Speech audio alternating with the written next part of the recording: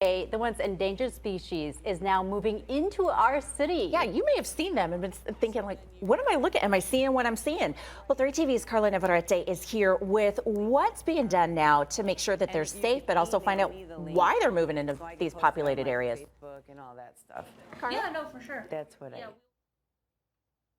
Uh-oh. Us that the bald eagles are actually moving into some areas of the city where people don't really expect them to be. For example, they have been spotted in the West Valley. Now, these new areas pose many threats to the birds that were, as you mentioned, once on the endangered list, and as of 2007, they've been taken off that list. Now, the main concern with the eagles coming into the Metro Phoenix area is that once the eagle perches onto a utility pole, it can stretch out its wings, and the potential to touch two different energized poles is there, and that could definitely be fatal for the birds. So SRP, Salt River Project, and the Arizona Game and Fish Department, they've partnered together in an effort to track the birds. Yeah, you heard right, tracking the birds with a GPS that is mounted onto some of these eagles.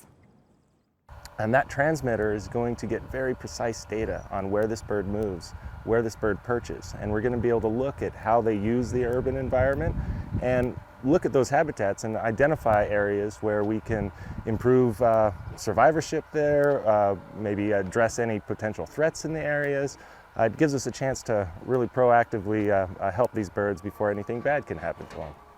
Now, the GPS tracking device being placed on the bald eagles in the valley, that device weighs about 3.5 ounces, and it does provide pretty much up to the minute data to SRP and the AZ Game and Fish Department, updating the bird's location, get this, every 6 seconds while it's flying, and when it's perched on a utility pole, every 15 minutes. Now, SRP says if they find through this GPS data that there are hazards that exist as the birds are out there, they will be retrofitting the equipment before the birds can get into trouble. So that is their commitment, and also Arizona Game and Fish, to track these birds and make sure that while they come into the city that they are A-okay. Back to you, ladies.